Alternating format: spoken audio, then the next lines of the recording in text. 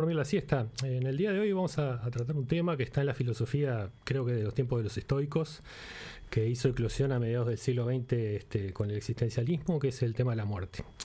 Pero además de darle un tratamiento filosófico y hablar del tema de la muerte o de la muerte, vamos a hablar del tema de los cuidados que los vivos dedican a los muertos, de las ceremonias que los vivos dedican a los muertos, no desde la perspectiva de la filosofía, sino desde la perspectiva de las ciencias sociales y más en concreto creo que acá en el Uruguay.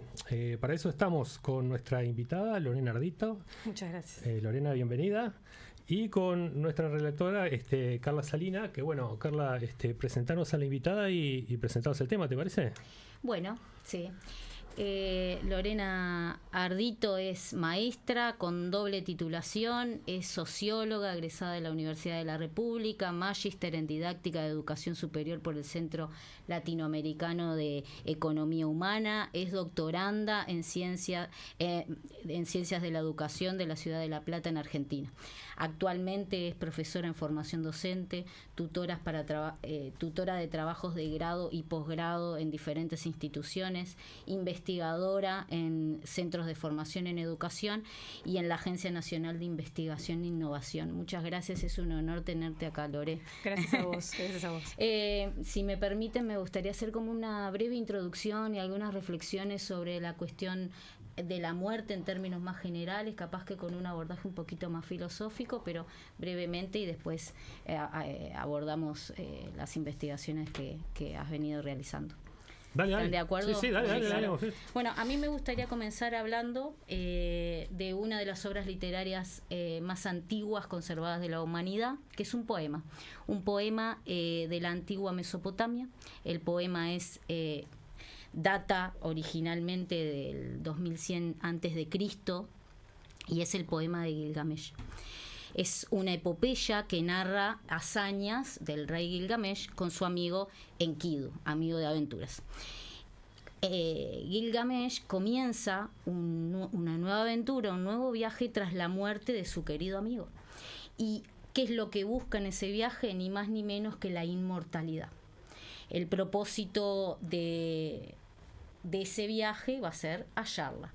Por supuesto que no la encuentra, sino que sí adquiere de alguna manera cierta sabiduría. Entiende que la inmortalidad no se va a dar de hecho en el cuerpo, pero que sí la inmortalidad puede ser en la generación de una huella que deja la obra humana que lucha contra el tiempo.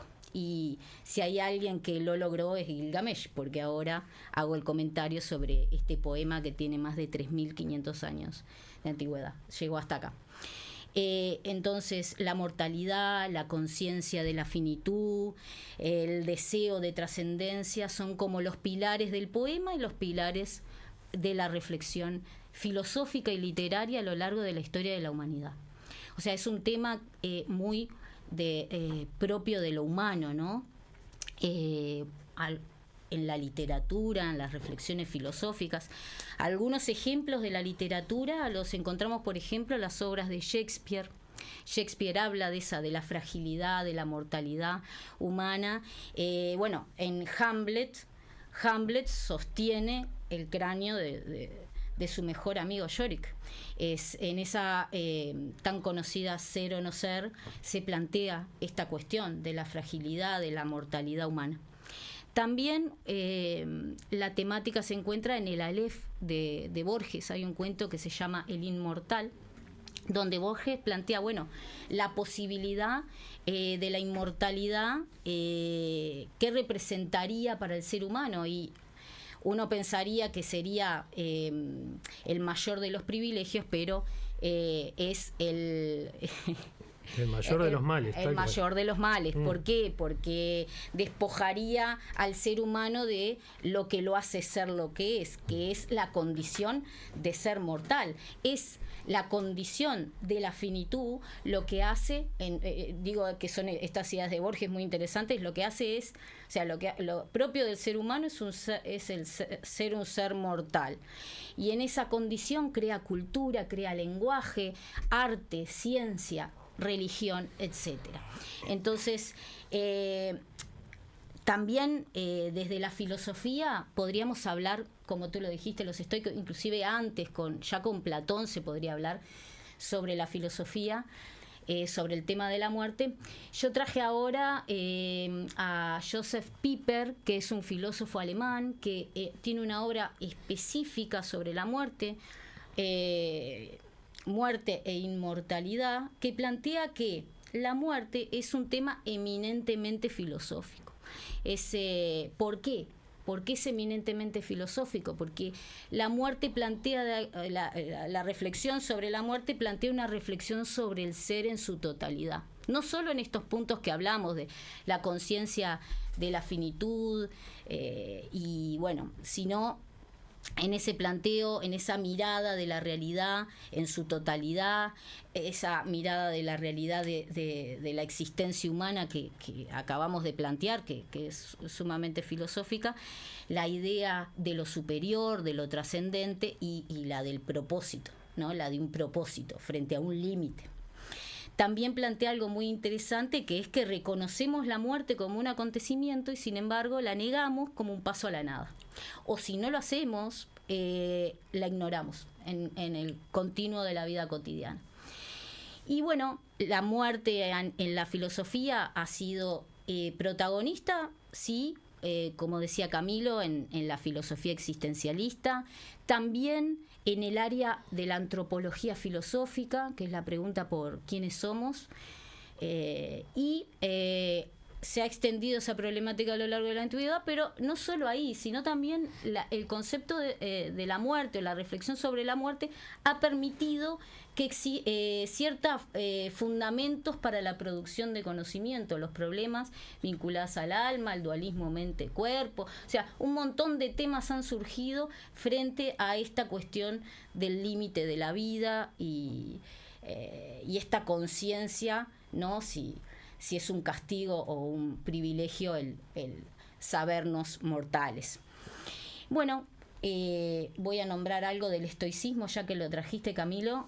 Cicerón va a plantear en las Disputaciones Tusculianas que la muerte es la reflexión filosófica. Marco Aurelio va a plantear una reflexión muy interesante, porque uno pensaría que pensar la muerte es pensar en algo oscuro, en algo deprimente, que me lleva a lugares que no está bueno estar. Y en realidad lo que dice Marco Aurelio es que la reflexión sobre la muerte termina siendo una disposición virtuosa que me lleva a pensar no solo el cómo morir, sino el cómo vivir. Dice, o sea, podríamos abandonar la vida ahora mismo y esa posibilidad, esa idea, esa reflexión tendría que ser la que determine nuestras acciones, nuestras ideas y nuestros pensamientos. ¿Vieron qué interesante? Cuando la perspectiva, cuando nos ponemos enfrente esa perspectiva de ser seres mortales, la toma de decisiones se vuelve distinta.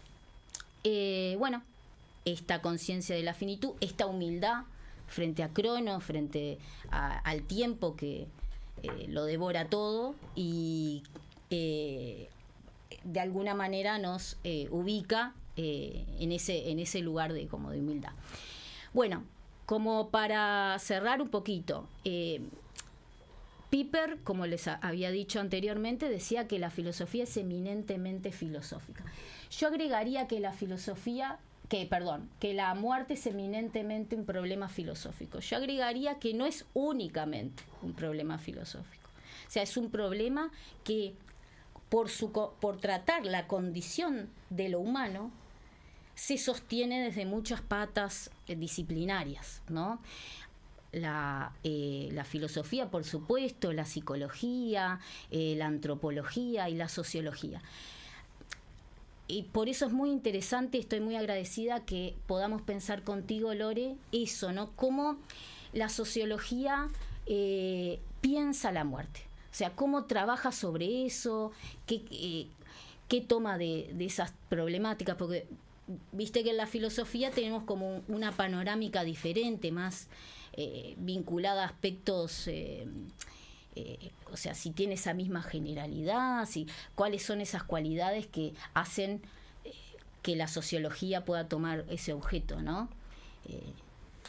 Iba a hacerte ese comentario cuando decías que la muerte es como algo que se estudia desde la filosofía o que se aborda desde la filosofía, y bueno, te iba a decir justamente eso, no. Quizá en su esencia, porque tiene que ver con este pensamiento y con este ejercicio de introspección, que uno puede decir, bueno, sí, son estas preguntas que uno se va haciendo, pero la realidad es que el hecho de la muerte en sí misma como un hecho social que ocurre y acontece en una sociedad, en una cultura, en determinado lugar, necesita urgentemente una mirada multidisciplinaria, ¿no? O sea, desde la sociología, la muerte se separa un poco de lo que es su visión más orgánica, más biológica, de qué es el cese de las funciones vitales, y se acerca más a lo que tiene que ver con una construcción social, una representación social altamente simbólica que se da a nivel de las poblaciones. O sea, la idea que se hace la sociedad sobre la muerte. Exacto. ¿No? Se separa un poco de eso porque en definitiva la percepción o cómo yo veo, cómo yo entierro a mis muertos tiene que ver con la representación que yo tengo de la muerte en sí misma, ¿no? Entonces, cuando desde la sociología intentamos conocer cuáles son los tratamientos que se le hacen a los cuerpos muertos o cuáles son los rituales que se desprenden de esas conductas, lo que tenemos que hacer primero es pensar en qué sociedad estamos, ¿no? Y tratar de entender qué dispositivos existen en esa sociedad como para conocer cuáles son los tratamientos que vamos a utilizar, ¿no? Entonces, a través de los rituales es que nosotros podemos comprender el ritual como una conducta más o menos estereotipada, a veces institucionalizada, a veces no. ¿Cuál es la carga religiosa? ¿Cuál es la carga de creencias? ¿Qué cuestiones paradigmáticas están por ahí detrás? Entonces, en esos momentos es cuando nosotros tenemos que decir cómo hacemos o qué hacemos con nuestros cuerpos muertos, ¿no? Es que es algo de lo que no podemos escapar, digamos. Bueno, también te escuchaba cuando conversabas eso, que hay algo totalmente ilógico, ¿no? La muerte es la única certeza que tenemos los seres vivos y aún así la disposición de la temática sigue siendo un tabú y sigue siendo negada. Byung-Chul Han dice que en estas sociedades posmodernas la muerte es negada justamente por el exceso de felicidad y esta cuestión que nos invita todo el tiempo a estar bien, a salir adelante, a no atarnos a nada, a no parar. Entonces la muerte, esto que no hay una conciencia de finitud tampoco, vos conversabas recién de eso.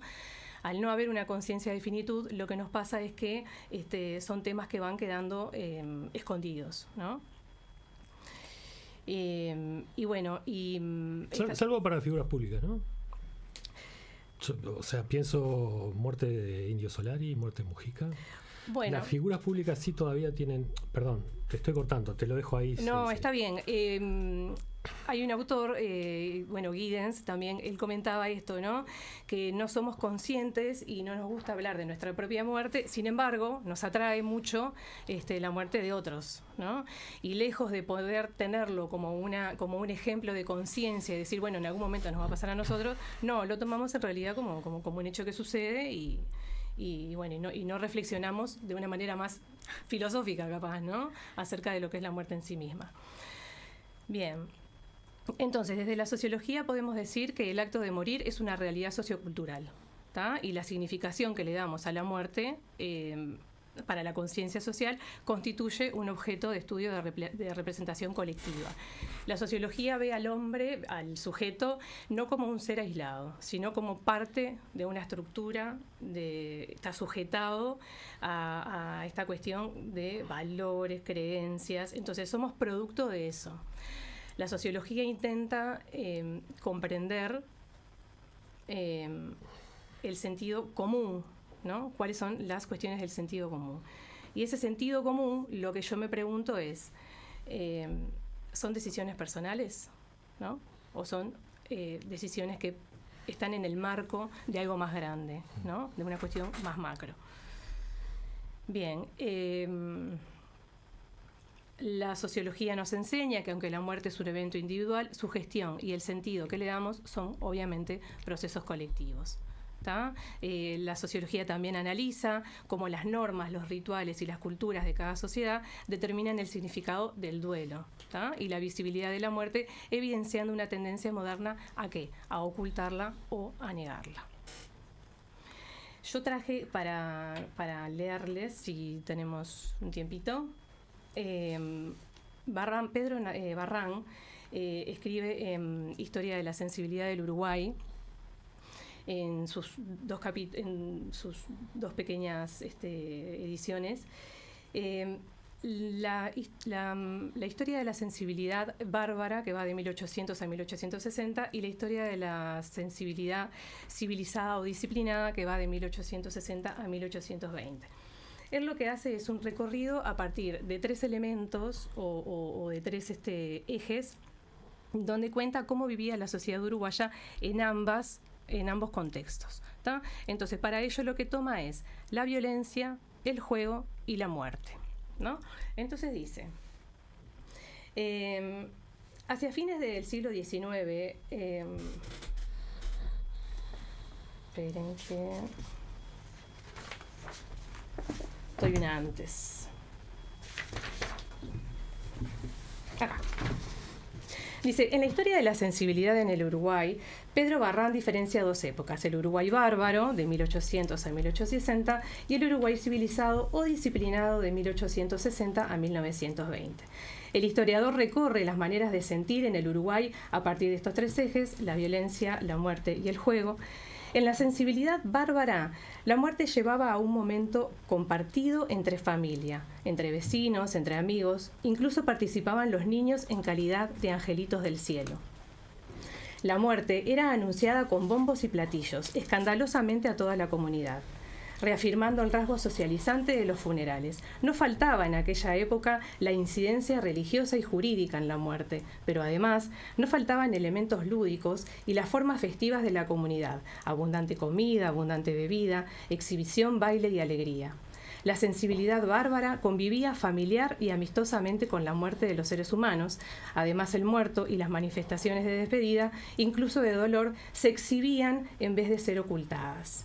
Las ceremonias fúnebres se realizaban en la iglesia con misa a cuerpo presente y el traslado del ataúd era a cajón abierto y el entierro era en un nicho con una placa de identificación de nombre, fecha y nacimiento de la defunción.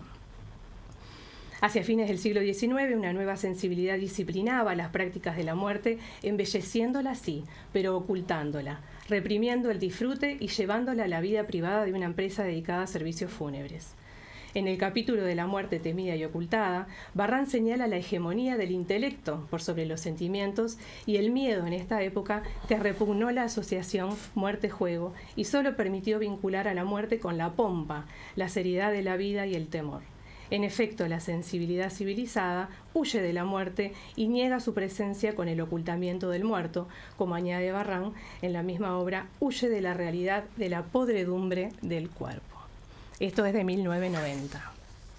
¿No? Entonces ahí más o menos nos está como mostrando cuál fue la evolución o la involución que tuvo la muerte de nuestras sociedades en función de básicamente las leyes del mercado.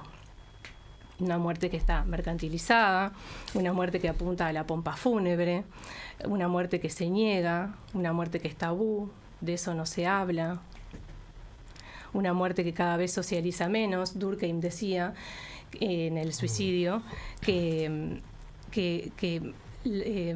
los espacios de sociabilización en donde se encuentran frente a un velorio, frente a un entierro, lo que hacen justamente es afianzar las relaciones sociales. En la medida en que eso se va perdiendo, esos espacios cada vez se van desapareciendo, ¿no? Entonces eso lleva también un poco a que la gente socialice cada vez menos en referencia a estos temas de la muerte, convirtiéndolos sí en silencios.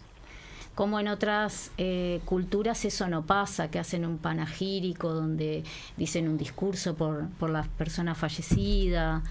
No sé si lo han visto en la cinematografía norteamericana, que cuando alguien muere se da todo ese evento familiar donde alguien habla y dice algo sobre la persona que se fue. O sea, hay una tramitación de ese dolor de alguna manera, hay una compartir más la vida del que se fue que Y bueno, ahí tenemos esta red de creencias y de tradiciones y de cultura que pertenece a determinado lugar, en donde la muerte se conceptualiza en función de esos valores y no de otros. Entonces, eso es lo que hace el significado, digamos, y la simbología que le damos a la temática.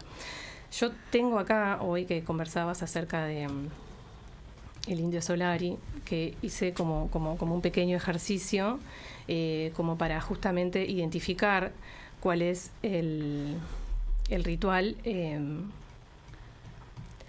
que capaz que lo compartimos. Sí, fue muy fuerte lo del Indio Solari. Generó un impacto en la sociedad argentina. No, pero aparte, digamos, digo, yo estoy de acuerdo, o es visible, me parece, el hecho de que la muerte se privatiza, ¿no?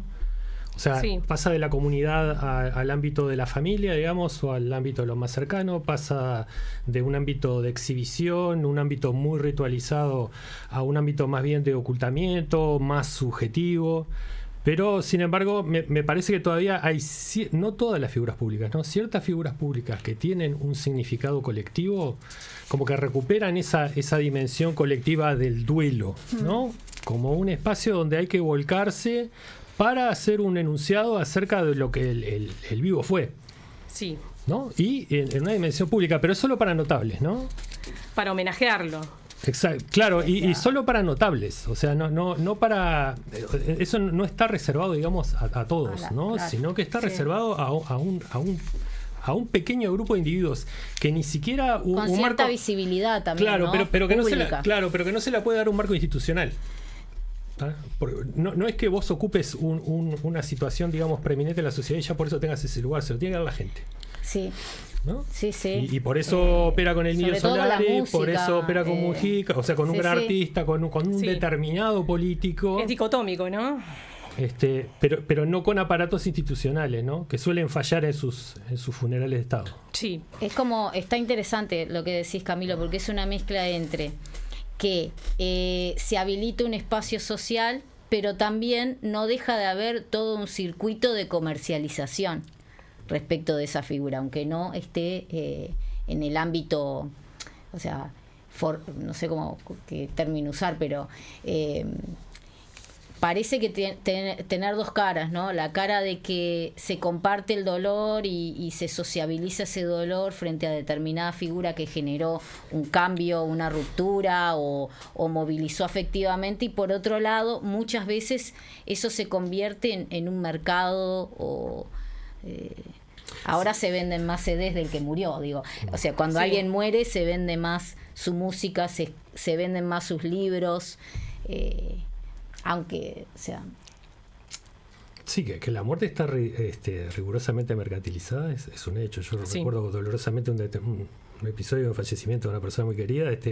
Me llevaron a ver los sucesivos ataúdes, parte del proceso de compra, y estaba todo... bien jerarquizado desde el presidente de la República. Sí. Tenía el cajón presidencial, en serio, hay un cajón presidencial con una pompa presidencial que tiene el escudo del país, hasta el más humilde, ¿no? Sí. Y todo su precio, te los exhibían todos así. Además, cuando vos tenés una cobertura, te incluye lo básico, ¿no? Entonces cuando vas y le decís, no me mostrás lo básico, te dice, lo podés mejorar, porque claro, el básico es ahí está. Es como muy básico. Entonces lo podés mejorar, y la mejora hablamos quizás de $1.500, $2.000, ¿no?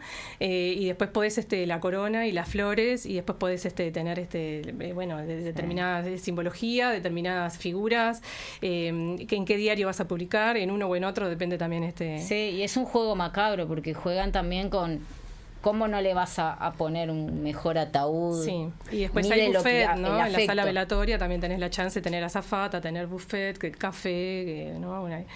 Todo eso se cobra y está dentro ¿no? del paquete. Bueno, Sí es cierto quizás que hoy encuentra a los deudos como menos preparados culturalmente para el acontecimiento, ¿no?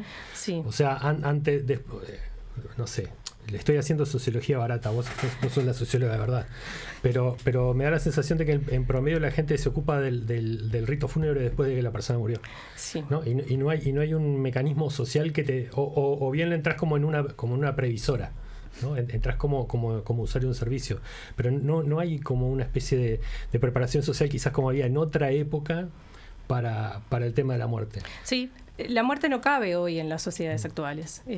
No cabe, es lo que hablaba Carla hoy, es tabú, es silencio. Entonces se necesitan esto, ¿no? Lo que hablábamos hoy, equipos multidisciplinarios que trabajen desde las escuelas hasta, a ver.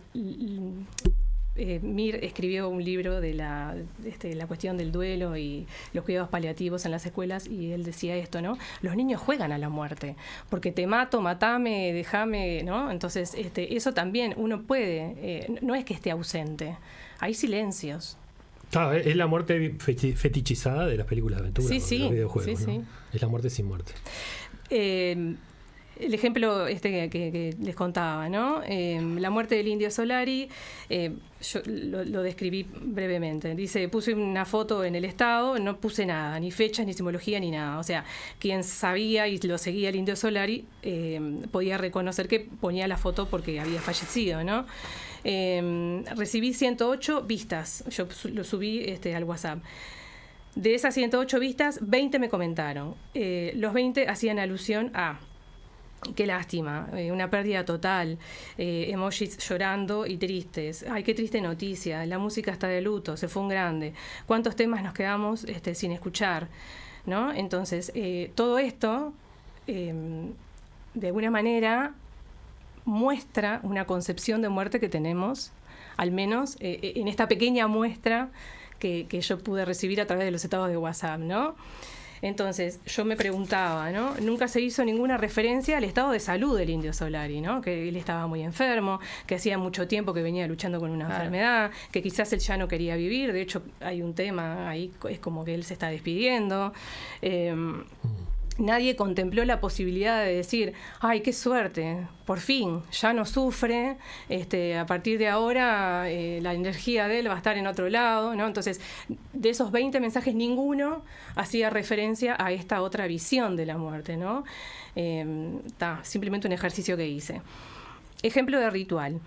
Y esto lo saqué de varios portales. Dice, tras confirmarse el deceso del Indio Solari, sus restos fueron despedidos por una multitud estimada en 1 millón de personas durante un velatorio de 18 horas realizado en el microestadio municipal de Villa Domínico en Avellaneda. Posteriormente, su familia procedió a la cremación en el cementerio municipal de Lanús, cumpliendo con la voluntad del artista. Los rituales al Indio Solari son una celebración masiva, también conocida como las misas ricoteras. Consisten en peregrinaciones multitudinarias a distintas ciudades del país, donde los fanáticos acampan, se reúnen a cantar temas de Patricio Rey y participan del pogo más grande del mundo. El fenómeno cultural del Indio Solari va más allá de la música y se convirtió en una verdadera religión popular. Sus rituales incluyen características muy marcadas como las banderas, las caravanas, el pogo, la catarsis colectiva, etcétera, etcétera, etcétera. Entonces, acá vemos, por otro lado, como el ritual que se le hace del otro lado del charco, ¿no? Tiene que ver con una memoria un poco más activa y como de agradecimiento, claro, ¿no? A todo sí, lo recibido. Sí, al momento de morir, la ceremonia enfatiza lo que el muerto fue en vida, ¿no? Exacto. Entonces, son dos lecturas, ¿no? de hechos extremadamente cotidianos que se recortó de la realidad y se retiró, ¿no? Y cómo a partir de cada uno de ellos uno puede llegar a entender cuál es la concepción de creencias, ¿no? De valores, de religión que hay detrás del tema de la muerte. Que en otras culturas es. De esa muerte pública, de la figura pública, ¿no? Exacto. Ahí va, exactamente. Bueno, acá con Mujica un poco pasó lo mismo, ¿no? Capaz que todavía tiene como repercusiones más, otras aristas más políticas, ¿no? O sea, si uno quiere, otra vez voy a reflexiones un poco gratuitas, pero el velorio de Mujica, entre otras muchas cosas, repite al parecer el velorio de Valle en el año 30. Es como el ciclo, es como el fin de un ciclo, es como el fin, es como la ceremonia en la cual una sociedad despide una época, ¿no?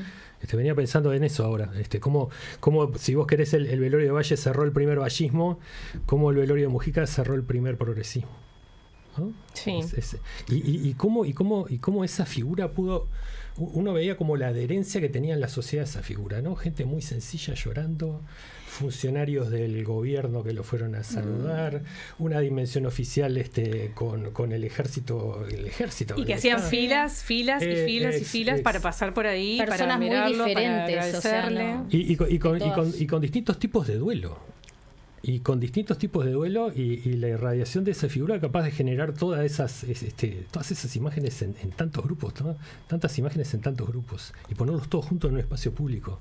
Sí. Porque Uruguay también hizo como la misa ricotera del Indio Solari, y nosotros le hicimos el día que se murió Mujica, la misa nacional, ¿no? Sí. En torno a la gran figura que nos hace comulgar a todos, derecha, izquierda, ricos, pobres, parece que todos comulgamos.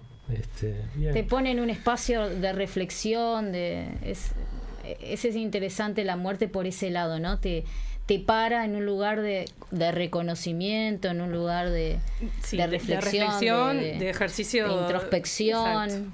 Sí. Por lo menos estas figuras colectivas estamos, no sé si quieren ir a una pausa, ¿les parece bien? Vamos a una pausa.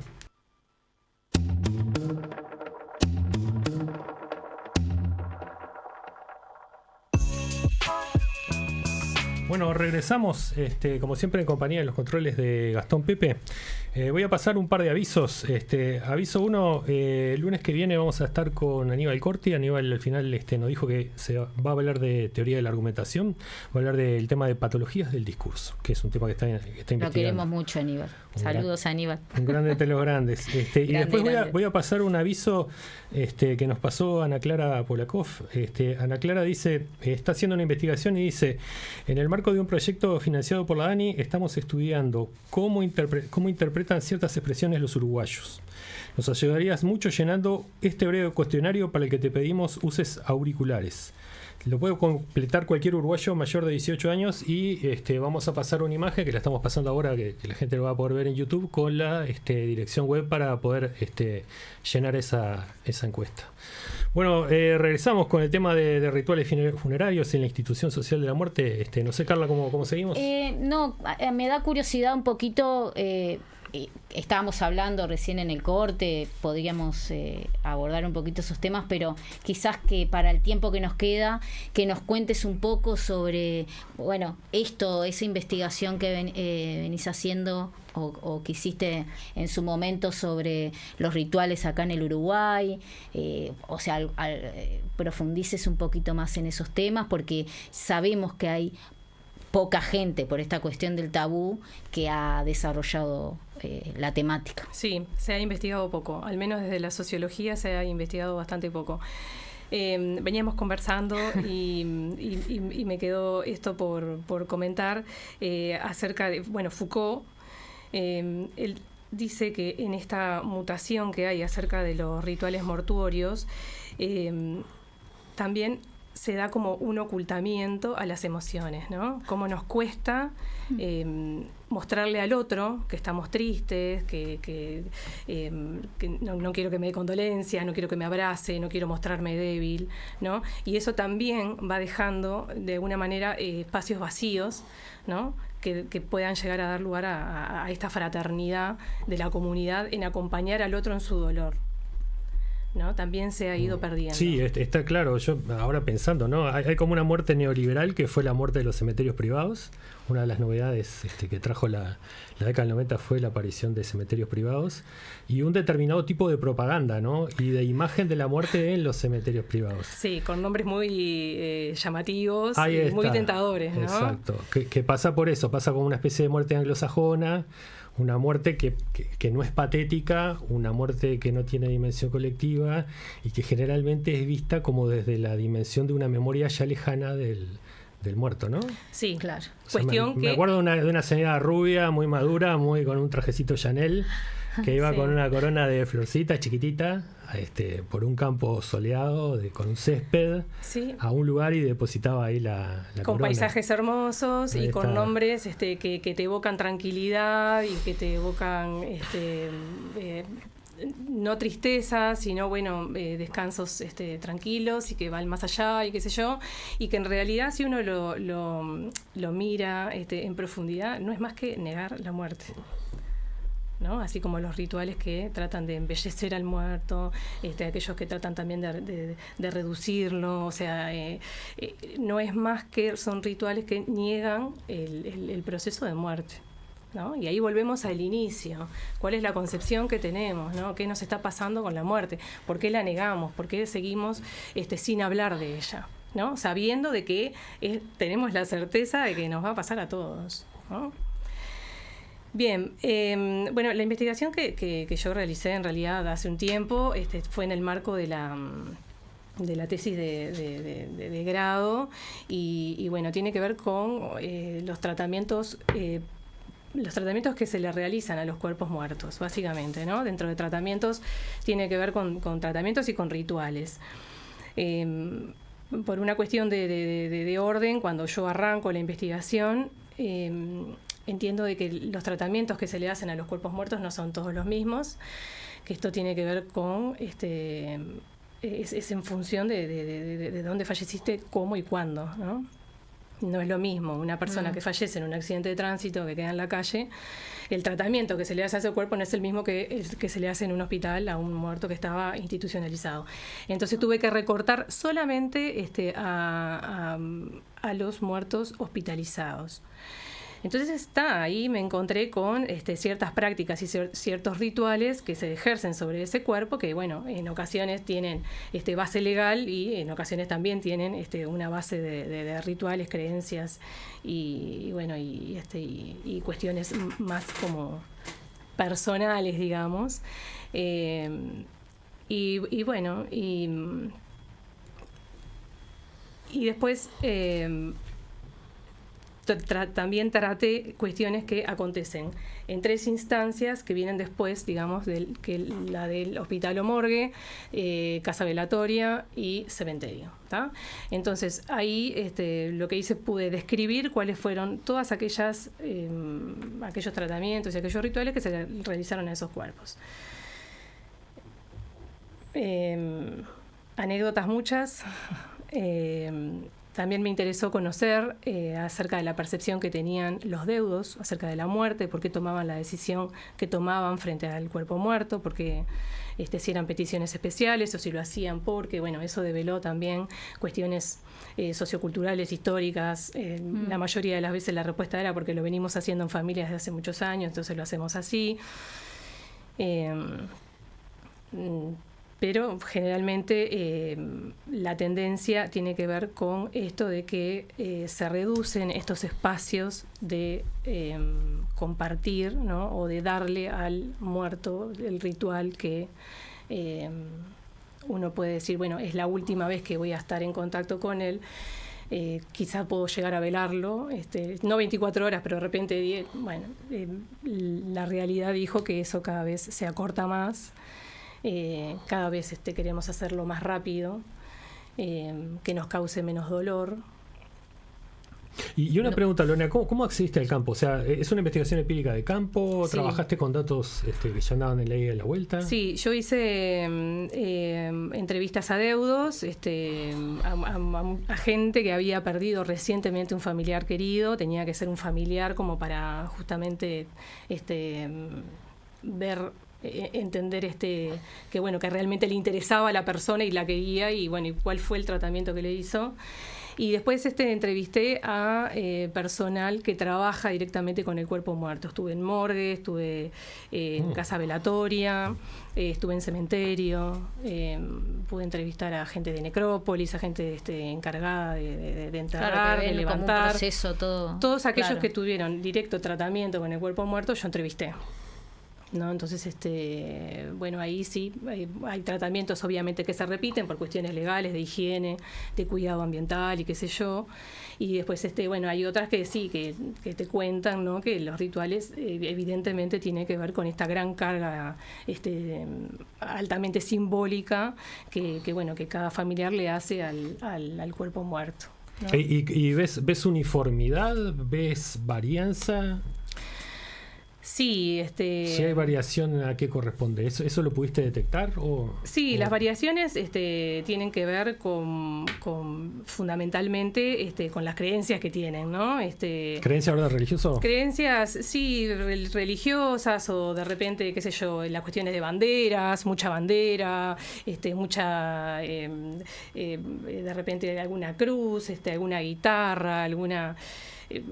me acuerdo un día que fui al Cementerio Norte y había una mesa y había mucha comida, había como una especie de celebración y bueno, y este señor me dice que son gitanos, me dice ellos ya hace un día que están ahí y bueno, y ellos es como su forma de despedirse, ¿no? Es el ritual. Pero bueno, por ejemplo, entrevistando a una enfermera, ella me comentaba que bueno, que ellos con el correr de los años ya prevén quién va a morir y en esto de avisar a los deudos y qué sé yo, bueno, que entran, que llevan estampitas, que llevan que les dan de comer por última vez, que no, entonces eso todo tiene un significado, todo no es al azar, ¿no? Es como que está todo, cada uno lo tiene como... Claro. Y cada profesional tendrá que hacerse cargo de la muerte desde su lugar, ¿no? De una muerte que no es la de sus seres queridos. Eso también. No sé si esa dimensión como de salud la tuviste en cuenta, pero bueno, esa es otra de las dimensiones ocultas de la muerte. Y después, bueno, que a mí me intriga saber con qué reflexiones te quedaste vos, con qué cosas te llevás un poquito de esa investigación. Sí, antes les cuento una anécdota muy graciosa que... con el tema de las casas velatorias fue difícil porque nadie me dejaba ir a mirar en el marco de una investigación que podía, qué sé yo, de última, no contestaban mail, iban, no me atendían, qué sé yo. Bueno, ya a las cansadas alguien me dice que puedo ir como azafata, que podía llegar a servir el café o aprender o apagar el aire.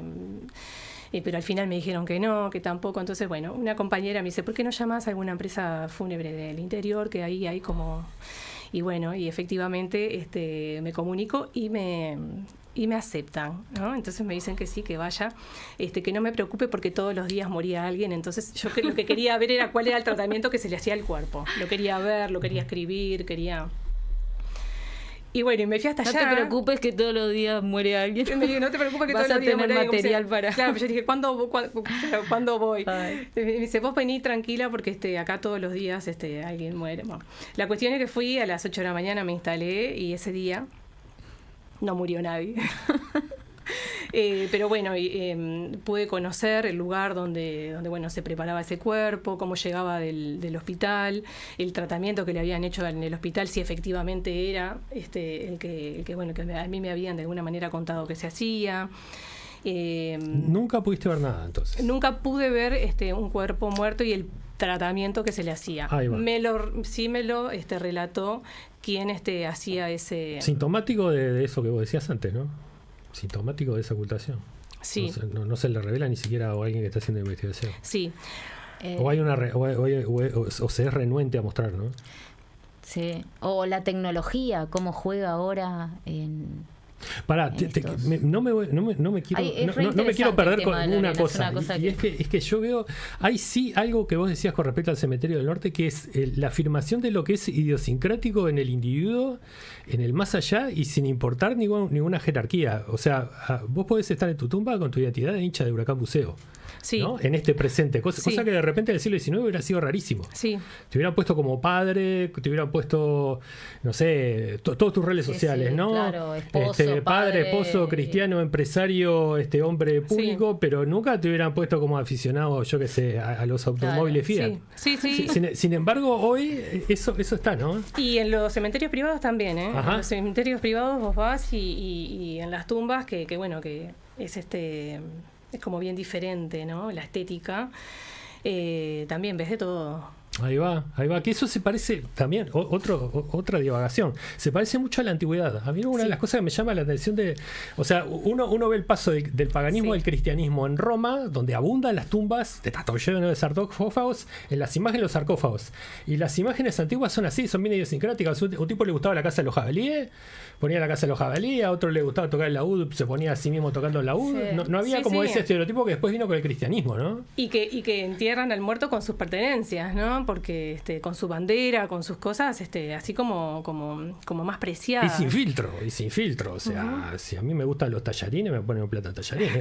No pasa nada. Capaz que las Está raro tumbas eso. de las mujeres y de los hombres variaban y habían ciertos adornos. Yo ahora pensando en un documental que vi, habían cierto tipo de ánforas que se usaban en la vida privada de las mujeres en la antigua Grecia. Entonces identificabas la tumba porque aparte de ser más pequeñas tenían ese tipo de ánfora que era solo para ese uso privado. Sí. Y también debe haber una cuestión en la disposición de las tumbas, ¿no? ¿Hay cruce de género? hay ¿Hay cruce de género? Eso es una buena pregunta. ¿Hay cruce de género en las identidades que se presentan en las tumbas? Eso sería interesante. Sí, ¿no? Sí, lo que vemos es la diferencia. Se ve mucha diferencia estatuas, etaria, ¿no? otras. Las tumbas de los niños, los enterramientos de los niños ahora en este presente son patéticos, ¿no? O sea, patéticos en el sentido de que te emocionan mucho porque hay ositos, hay mensajes de los padres que son terribles. Sí, ¿no? hay fotos. Hay fotos, Sí. son Sí. muy patéticos, muy subjetivos, ¿no? O sea, es otro costado de la presencia de lo que el individuo tiene de irreductible, Sí. que quizás también estoy haciendo sociología barata y fenomenología barata, pero que de repente en el pasado que los estereotipos y lo colectivo tienen mayor peso sobre lo individual. Sí, Pero estoy haciendo sociología barata. Habría que estudiarlo, la sí, negación, claro. la negación ha hecho que el individuo haga lo que pueda con su dolor él solo. Claro. ¿No? Ese también es un tema interesante. Entonces hacen estas cosas que de repente en lo colectivo uno podría llegar a incidir y No tenés una muleta cultural para darle forma a toda esa ansiedad, Exacto. a todo ese dolor que no sabes dónde diablo meterlo. Exacto. Sí, eso es cierto también. El otro costado era que una muerte ritualizada te obligaba a hacer cosas que... O sea, es famoso lo velorio donde la gente hablaba, yo qué sé, del viaje a Florianópolis. Y estaba Sí. presente cualquier cosa salvo la muerte. Bueno, esos son los espacios de socialización que en algún momento se le da como relevancia y que ahora cada vez más no están o van desapareciendo. Ahí va. ¿No? En ocasiones, bueno, uno no tiene por qué velar a sus muertos, pero en ocasiones dice, mira, lo velo 2 horas nada más por si alguien quiere venir a verlo. Y es mínimo. Y a cajón cerrado. No, sí, a cajón cerrado, y es simplemente como para ir a acompañar a la familia, pero muchas veces no te da el tiempo, no coinciden las horas, entonces son rituales que se van perdiendo, la persona va quedando en mucha soledad y bueno, O esto de la virtualidad que hablábamos la otra vez, ¿no? Cómo se incorpora en estos rituales. sí, La virtualidad. Sí. Esto Bueno, de... sí. Que uno se despide. Sí. ¿Te acordás que hablábamos Sí, por pues, teléfono? porque yo tuve un caso en que tenía una amiga que estaba viviendo en el exterior y estaba enferma y cuando ella se interna como para morir, los hijos me dicen que querían hablar conmigo para despedirse. Entonces yo le contaba a Carla que me sacó totalmente de mi noción de muerte y qué le digo. Voy a hacer una videollamada con un moribundo. ¿no? Entonces, ¿qué le digo? ¿Cómo hago? Entonces no supe qué hacer. Al rato me llamó y me dijo, mira que dice que le mandes un audio. Y yo dije, ay, qué suerte. Y después dije, ay, ¿qué le grabo? ¿Qué le digo? ¿Cómo me despido? ¿No? Lo grabé yo creo que 3-4 veces y no encontraba las palabras como para decirle... y de que se podía continuar por streaming, ¿no? ¿Te acordás? Entonces, después, bueno, que fallece y demás, uno de los hijos me dice, vos querés participar del velatorio porque por streaming... Entonces me sacó de mi ámbito cultural, de mis parámetros, de mi paradigma, de lo esperable y de lo no. O sea, para mí esto estaba completamente fuera de mi imaginario sociológico, digamos, ¿no? Entonces fue muy difícil. Entonces yo digo, qué interesante, porque es un nuevo ritual, es una nueva modalidad para que uno pueda tener un contacto con esa última despedida, con esos últimos, con ese acompañar a la distancia. Y bueno, se está haciendo. Y de los perfiles, ¿viste? Cuando alguien fallece, que ese perfil se mantiene presente en las redes sociales. Sí, y que en ocasiones otro agarra el teléfono y pone, fulano está escribiendo y fulano ya no está, ¿no? Y sigue como permaneciendo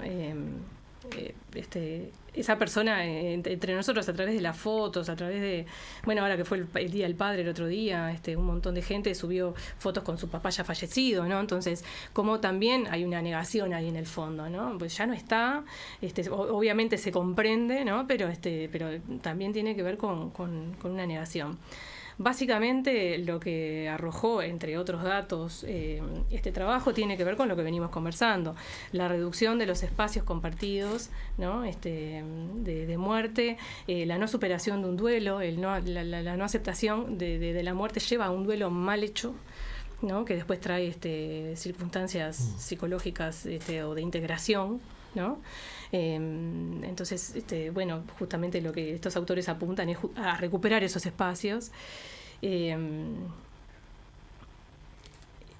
La falta de este tipo de Para espacios. ¿Esos autores qué autores son? Bueno, acá yo trabajé con varios, ¿no? Trabajé fundamentalmente con Tomás, que Tomás hace como una antropología de la muerte. Bueno, Foucault también, que nos trae esto de lo que conversábamos hace un ratito.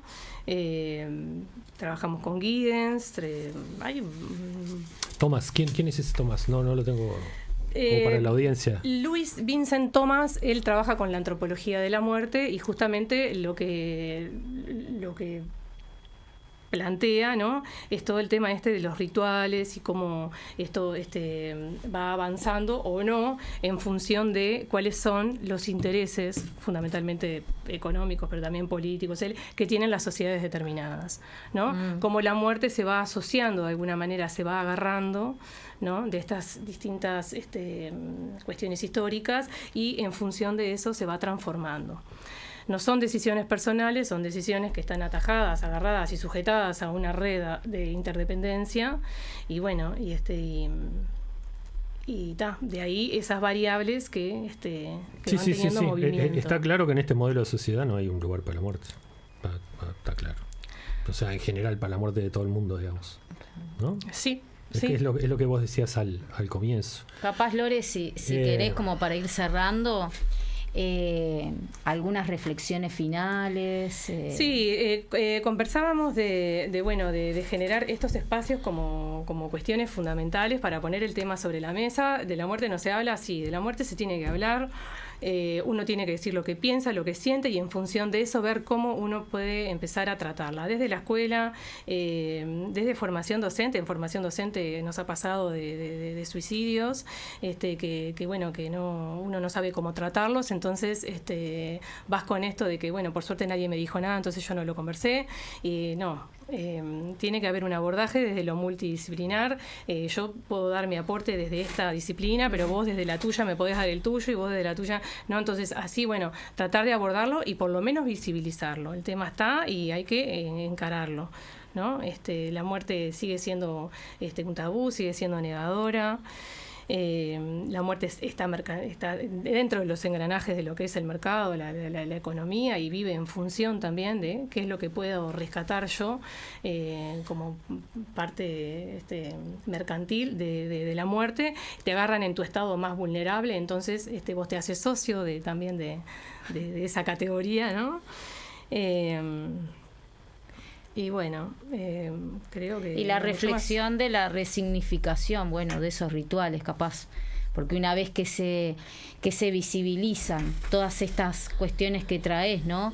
Que es un tabú, que tiene ciertas características de mercantilización, de vaciamiento emocional, poder, a raíz de que lo ves, podés resignificarlo, podés producir nuevos rituales, aunque no sea la actividad del sujeto la que lo haga, sino colectiva, produce cambios el pensarlo, o sea, atreverse a pensar sobre estas cuestiones que son tan silenciadas, como decís. Sí, y concientizar a los demás que muchas veces esas decisiones que vos crees que son tuyas no lo son, ¿no? Y que por ahí vos también podés pensarlo, ¿no? Desde tu lugar y también desde tus intereses. Claro, siempre en el marco de la sociedad institucionalizada, que es de donde vos estás y sos.